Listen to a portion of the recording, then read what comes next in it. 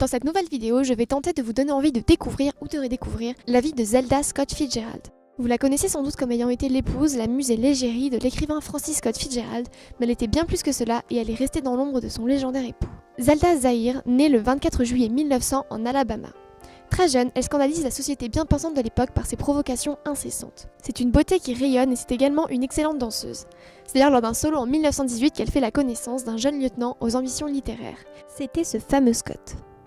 Zelda Zahir devient Madame Francis Scott Fitzgerald en 1920, l'année où il publie son premier roman, L'Envers du Paradis. Zelda quitte son Alabama pour New York. Elle s'installe avec son époux et très rapidement ils s'engagent dans un train de vie excessif, enflammé et rythmé par les fêtes mondaines et les abus en tout genre. Ils font la couverture de tous les tabloïds. Zelda et Scott Fitzgerald, c'est le couple glamour des années 20. Ils s'envolent pour Paris qui accueillait les écrivains et les artistes à bras ouverts. Ils fréquentent les plus beaux noms de l'époque, Gertrude Stein, Picasso, Ezra Pound, Coco Chanel et bien sûr Ernest Hemingway qui fera d'ailleurs l'objet d'une prochaine vidéo. Mais ils sont vite rattrapés par l'ambition démesurée de Scott et par son alcoolisme sévère. Plusieurs années passent et le couple se déchire. Zelda est talentueuse et Scott en a pleinement conscience.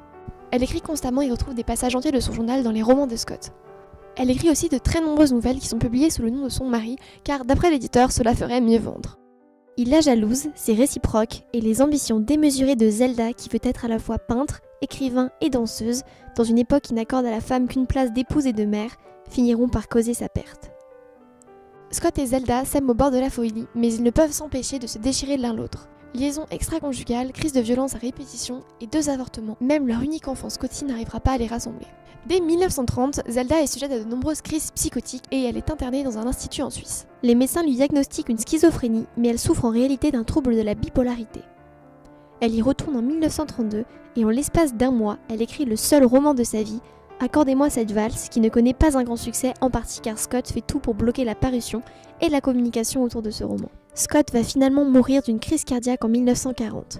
Terrassée par la douleur de l'avoir perdu, Zelda est internée de nouveau et meurt dans l'incendie qui ravage l'hôpital des Highlands la nuit du 10 au 11 mars 1948. Elle avait 48 ans. Difficile de faire plus concis, mais vous avez à présent une vision très large de qui était Zelda Fitzgerald. Gros coup de cœur pour Z, le roman de Zelda de Thérèse Anne Fowler, que j'ai lu cette semaine. En gros, c'est exactement ce que je viens de vous dire en 2 minutes, mais sur 600 pages.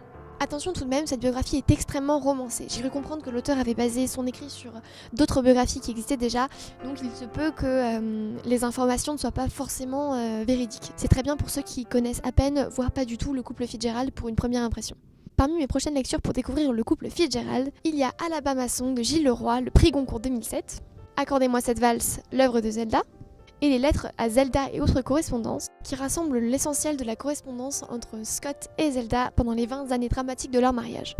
Pour en savoir plus et si vous ne souhaitez pas acheter le livre ou en complément de votre lecture, France Culture propose une émission d'1 heure sur la vie et sur l'œuvre de Zelda Fitzgerald. Voilà donc en quelques minutes une mini-biographie de cette femme au talent dissimulé. J'espère vous avoir donné envie de la découvrir plus en détail. N'hésitez pas à me dire en commentaire ce que vous connaissez d'elle ou de Scott dont je parlerai d'ailleurs très bientôt.